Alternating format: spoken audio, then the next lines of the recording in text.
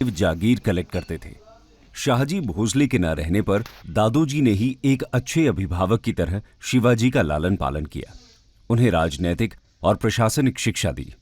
इसके साथ ही उन्होंने शिवाजी को बुनियादी वॉर टेक्निक्स जैसे घुड़सवारी, तलवारबाजी और निशानेबाजी का ज्ञान भी दिया। शिवाजी बचपन से ही अपनी माता के प्रति बेहद समर्पित थे। उनकी माता जीजाबाई काफी धार्मिक प्रवृत्ति की थी। उन्होंने अपने पुत्र को रामायण, महाभारत और धार्मिक ग्रंथों के आदर्श पुरुषों की गाथा सुनाकर बचपन से ही उन्हें महान बनने की प्रेरणा दी थी।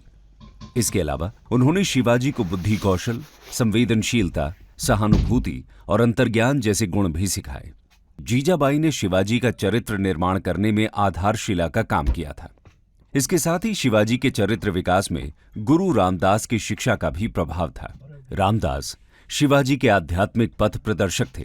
उन्होंने मराठों को संगठित करने और जन्मभूमि की रक्षा करने का संदेश दिया था। मां, अभिभावक और गुरु रामदास के आदर्शों से प्रेरणा पाकर शिवाजी बचपन में ही एक साहसी और निर्भीक योद्धा बन गए। आइए अब जानते हैं कि कैसे छत्रपति शिवाजी महाराज ने अपने संघर्ष की शुरुआत की। कॉन्क्वेस्ट्स ऑफ शिवाजी महाराज। दोस्तों, शिवाजी जब 16 वर्ष के हुए तो दादाजी कोंडादेव की मृत्यु हो गई, जिसके बाद पूर्णा की जागीर का एक्चुअल कंट्रोल उनके पास आया। परंतु शिवाजी को आदिल शाह की गुलामी मंजूर नहीं थी। दरअसल पुणे अभी भी बीजापुर के सुल्तान आदिल शाह के अधिकार क्षेत्र में आता था। अब शिवाजी को तलाश थी एक मौके की, जिससे वो जल्द से जल्द आदिल शाह के चंगुल से छुटकारा पाकर अपना स्वराज्य स्थापित कर सकें। और उन्हें जल्दी ही ये मौका मिला भी, जब 1646 में सुल्तान मोहम्मद आदिल शाह की तबीयत बिगड़ने लगी, जिससे बीजापुर में राजनीतिक उथल पुथल शुरू हो गई। शिवाजी ने इसका फायदा उठाकर तोरणगढ़ के किले पर आक्रमण कर उसे अपने कब्जे में ले लिया। इस आक्रमण में उनका साथ एक छोटी सी सेना ने दिया था, जिसे मावल के नाम से जाना जाता था। इस मावल सेना का निर्माण शिवाजी ने मावल क्षेत्र के लोगों को इकट्ठा कर किया था। दरअसल शिवाजी जानते थे कि इन लोगों में देश प्रेम और कुछ कर गुजरने का जज्बा है। अगर जरूरत थी तो बस इन्हें सही नेतृत्व देने की, और इसीलिए शिवाजी ने इन्हें गुरिल्ला युद्ध शैली में कुशल बनाया। तोरणगढ़ किले पर जीत से शिवाजी के हाथ एक बड़ा खजाना भी लगा, जिसकी मदद से उन्होंने 2 वर्षों के भीतर ही पुरंदर, कोंडाना, सुपा, बारामती, इंदापुर तथा चाकन किले को भी जीत लिया। ये सभी किले पुणे और आसपास के क्षेत्रों में मौजूद थे। इसी बीच शिवाजी ने रायगढ़ में अपनी राजधानी की स्थापना भी की। दोस्तों, इस पूरे घटनाक्रम में शिवाजी का एक ही मूल सिद्धांत था, और वो था कि कम से कम नुकसान में अधिक से अधिक राज्य का विस्तार करना। और इसीलिए उन्होंने पारंपरिक युद्ध लड़ने के बजाय संधियों, मित्रता और गुरिल्ला युद्ध शैली से दुश्मन को परास्त करने की रणनीति बनाई। शिवाजी के दिन रोज बढ़ते टेरिटोरियल एक्सपेंशन से बीजापुर सुल्तान को यह डर सताने लगा कि अगर समय रहते शिवाजी पर लगाम नहीं लगाई गई तो वो दिन दूर नहीं जब सुल्तान भी अपनी राजगद्दी खो बैठेंगे। और इसके लिए उन्होंने शिवाजी के पिता का सहारा लिया और उन्हें अपने पुत्र को समझाने के लिए भेजा। परंतु सुल्तान की यह कोशिश नाकामयाब रही, और इसी से क्रोधित होते हुए उसने 25 जुलाई 1648 में अपने ही सेनापति यानी शिवाजी के पिता को बंदी बना लिया। पिता के बंदी बनने से शिवाजी ने कुछ समय के लिए अपना विजय अभियान थाम लिया और पड़ोसी राज्यों पर आक्रमण बंद कर दिया। इतना ही नहीं, उन्होंने आदिल शाह को कोंढाना का किला भी सौंप दिया, जिसके पश्चात शाहजी भोसले को 1649 में रिहा किया गया। पिता के रिहा होते ही शिवाजी वापस अपनी टेरिटोरियल एक्सपेंशन में व्यस्त हो गए। सबसे पहले उन्होंने जावली के जागीरदार चंद्रराव मौर्य को हराकर उनके राज्य पर कब्जा किया। इसके साथ ही शिवाजी ने सावंतवादी के सावंत, मुधोल के घोरपड़े, फलटन के निम्बाड़कर जैसे जागीरदारों को भी हिंदवी स्वराज्य का ख्वाब दिखाकर अपने पक्ष में कर लिया। किसी के साथ उन्होंने युद्ध किया तो किसी के साथ मित्रता और संधि। ऐसा करके शिवाजी ने धीरे धीरे एक बड़ी सेना तैयार कर ली। इसके बाद शिवाजी के हौसले बुलंद हो गए। उन्होंने बीजापुर में अपने राज्य का विस्तार करना शुरू किया। शिवाजी महाराज के बढ़ते हुए प्रभाव को देखकर आदिल शाह II के रातों की नींद उड़ चुकी थी। ऐसे में उसने अपने सेनापति अफजल खान को 1657 में 20,000 सैनिकों के साथ शिवाजी महाराज का खात्मा करने के लिए भेजा। अफजल खान कद काठी और सैन्य ताकत के मामले में शिवाजी से काफी शक्तिशाली था। इसके साथ ही अफजल खान अत्यधिक क्रूर और निर्दयी भी माना जाता था। जब अफजल खान ने शिवाजी पर हमले करना शुरू किए तो शिवाजी महाराज ने इस तरह से बर्ताव किया मानो वो उससे डर गए हों और वो अपनी सेना के साथ प्रतापगढ़ के किले में चले गए।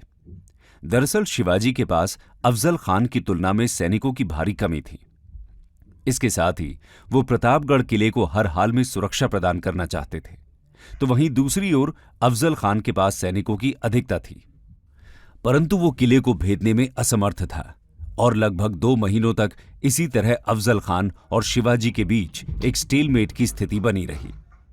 इसके बाद अफजल खान ने एक योजना के तहत संदेश भेजकर शिवाजी महाराज से भेंट करने की इच्छा जाहिर की। दोनों के बीच मुलाकात के लिए 10 नवंबर 1659 की तारीख तय हुई। शिष्टाचार भेंट होने की वजह से दोनों को ही इस मुलाकात में बिना किसी अस्त्र शस्त्र के जाना था। मुलाकात का समय आया और शिवाजी महाराज अफजल खान के शिविर में पहुंचे। बातचीत के दौरान अफजल खान ने मित्रता का हाथ बढ़ाते हुए शिवाजी महाराज से गले मिलने की इच्छा जाहिर की, लेकिन जैसे ही शिवाजी ने उसे गले लगाया, अफजल खान ने धारदार खंजर से उनकी पीठ पर वार कर दिया और जोर जोर से हंसने लगा। परंतु जल्द ही उसकी हंसी मातम में बदल गई जब उसने देखा कि शिवाजी खंजर के वार से बेअसर है। दरअसल शिवाजी अफजल खान के मंसूबों से वाकिफ थे और इसीलिए उन्होंने लोहे का कवच पहन रखा था, जिस वजह से उनकी जान बच सकी। इसके तुरंत बाद ही शिवाजी ने अपने हाथों के बाघ नख यानी टाइगर्स क्लॉ से अफजल खान पर हमला कर दिया और उसे मौत के घाट उतार दिया। इसके बाद शिवाजी के सैनिकों ने बीजापुर पर आक्रमण कर दिया और लगभग 3000 सैनिकों की हत्या करते हुए बीजापुर दरबार के बड़े बड़े अधिकारियों को बंदी बना लिया। इस पूरे घटनाक्रम में शिवाजी महाराज के शौर्य और बुद्धि कौशल की जितनी भी मिसाल दी जाए उतनी कम है। अफजल खान को मारने के बाद शिवाजी महाराज का कद तेजी से बढ़ा और अब वो डेक्कन में एक बड़ी शक्ति बन चुके थे। तो वहीं दूसरी ओर आदिल शाह ने एक बार फिर शिवाजी से बदला लेने का निर्णय लिया और इस बार उसने रुस्तम जहां को एक बड़ी सेना के साथ भेजा। लेकिन 1659 में शिवाजी ने रुस्तम जहां को हराकर पन्हला किले पर विजय हासिल की। इस तरह शिवाजी महाराज से बार बार हारने के बाद जब आदिल शाह के पास कोई रास्ता नहीं बचा, तब उसने मुगल बादशाह औरंगजेब से मदद मांगी और यहीं से शुरू होती है शिवाजी महाराज और मुगल बादशाह औरंगजेब के आपसी संघर्ष की कहानी। शिवाजी महाराज वर्सेस औरंगजेब। दोस्तों, डेक्कन में शिवाजी महाराज की बढ़ती ताकत देखकर औरंगजेब भी काफी चिंतित था। दरअसल वो भी अपने मुगल राज्य का विस्तार इस रीजन में करना चाहता था, परंतु यहां शिवाजी महाराज का दबदबा था और इसीलिए उसने शिवाजी को हराने के लिए अपने मामा शाइस्ता खान के नेतृत्व में लगभग 1.5 लाख सैनिकों को 1660 में डेक्कन की ओर रवाना किया। शाइस्ता खान ने पुणे और आसपास के इलाकों में आक्रमण करना शुरू किया। थोड़े ही दिनों में उसने शिवाजी महाराज के लाल महल को भी अपने कब्जे में ले लिया। शिवाजी ये जानते थे कि शाइस्ता खान की इतनी बड़ी सेना का सामना वो आर पार की जंग में नहीं कर सकते। अगर उन्हें शाइस्ता खान को हराना है तो उन्हें युद्ध नीति नहीं बल्कि रणनीति का काम लेना होगा और इसीलिए उन्होंने गुरिल्ला युद्ध शैली को अपनाते हुए 400 सैनिकों के साथ भेस बदलकर शाइस्ता खान के शिविर पर हमला कर दिया। इस हमले में शिवाजी महाराज ने शाइस्ता खान की 3 उंगलियां काट दी तथा उसके कई सैनिक और परिवारजनों को भी मार डाला, जिसके बाद शाइस्ता खान की हार हुई और वो डेक्कन से वापस लौट गया। लेकिन इससे पहले 3 सालों तक शाइस्ता खान ने शिवाजी के राज्य में काफी तबाही मचाई थी, जिसका बदला लेने और अपने राज्य में हुए नुकसान की भरपाई करने के लिए 1664 में शिवाजी महाराज ने मुगल्स के संपन्न शहरों में से एक सूरत पर आक्रमण किया। सूरत प्लंडर का यह मामला मुगल बादशाह औरंगजेब के लिए एक बहुत बड़ा सदमा था। अब वो हर हाल में शिवाजी से इसका बदला लेना चाहता था। इसीलिए मिर्जा राजा जयसिंह के नेतृत्व में उसने एक विशाल सेना तैयार की और शिवाजी का मुकाबला करने के लिए उन्हें डेक्कन भेजा। 1665 में जयसिंह और शिवाजी के बीच भयंकर युद्ध हुआ। इसमें जयसिंह को विजय प्राप्त हुई और शिवाजी को संधि करने के लिए उन्होंने मना लिया। इसे पुरंदर की संधि के नाम से जाना जाता है। ये शिवाजी और जयसिंह के बीच एक फॉर्मल ट्रीटी थी, जिसे 11 जून 1665 में शिवाजी ने साइन किया। इसके तहत उन्हें अपने 23 किले तथा 4 लाख सोने के सिक्के मुगल शासक औरंगजेब के नाम करने पड़े। इसके साथ ही शिवाजी ने अपने पुत्र संभाजी को मुगल सेना में मनसबदार के पद पर तैनात करने का वादा भी किया। इसके बाद 1666 में जयसिंह ने औरंगजेब और शिवाजी महाराज की आपसी भेंट आयोजित करवाई। इसके लिए शिवाजी महाराज को आगरा के किले में आने का निमंत्रण दिया गया, लेकिन आगरा पहुंचने के बाद शिवाजी को राज दरबार में तीसरे दर्जे के मनसबदार के साथ बिठाया गया, जो उनके लिए काफी अपमानजनक था। शिवाजी इसे सहन न कर सके और वहीं पर उन्होंने औरंगजेब का विरोध कर दिया।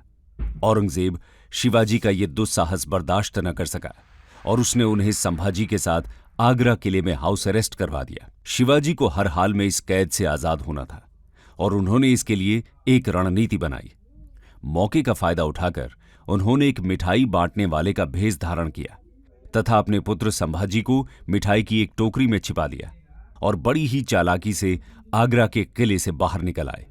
इसके बाद शिवाजी मथुरा की ओर रवाना हुए। वहां संभाजी को एक ब्राह्मण की देखरेख में छोड़कर स्वयं अपने राज्य की ओर लौट गए। कुछ सालों तक मामला शांत रहा। 1668 में एक बार फिर मुगल सल्तनत ने शिवाजी के साथ संधि करने की इच्छा जाहिर की और जसवंत सिंह की अगुवाई में शिवाजी और औरंगजेब के बीच ये संधि हुई। संधि के अनुसार औरंगजेब ने शिवाजी को राजा की उपाधि प्रदान की तथा उनके पुत्र संभाजी को मुगल मनसबदार का ओहदा देते हुए उन्हें बिरार का राज्य सौंप दिया। इसके साथ ही औरंगजेब ने शिवाजी महाराज को आदिल शाही के राज्य पर आक्रमण करने का हक भी प्रदान किया। आदिल शाही का राज्य अत्यंत कमजोर हो चुका था और बिना युद्ध किए ही सुल्तान ने शिवाजी को सरदेशमुखी और चौथाई का हक प्रदान कर दिया। परंतु मुगल कहां अपनी हरकतों से बाज आने वाले थे। औरंगजेब ने संधि की शर्तों को मात्र 2 वर्षों के भीतर ही 1670 में तोड़ दिया। उसने संभाजी से बिरार राज्य छीन लिया। शिवाजी महाराज औरंगजेब की इस हरकत से काफी क्रोधित हुए और उन्होंने इस ईंट का जवाब पत्थर से देने की ठानी।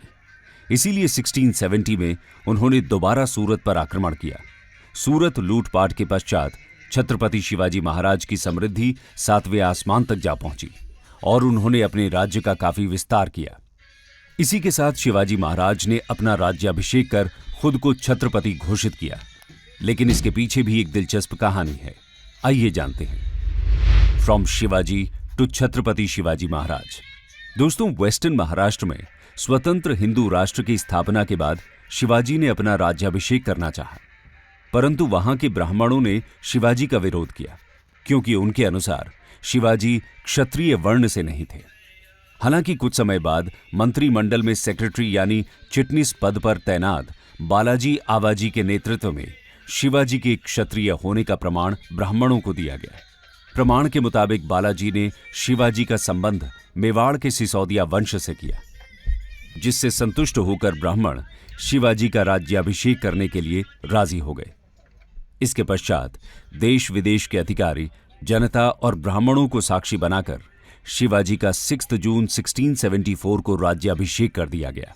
इसके साथ ही शिवाजी को उनकी जनता द्वारा छत्रपति का खिताब दिया गया, जिसके बाद से वे छत्रपति शिवाजी महाराज के नाम से प्रख्यात हुए और बचपन में देखा गया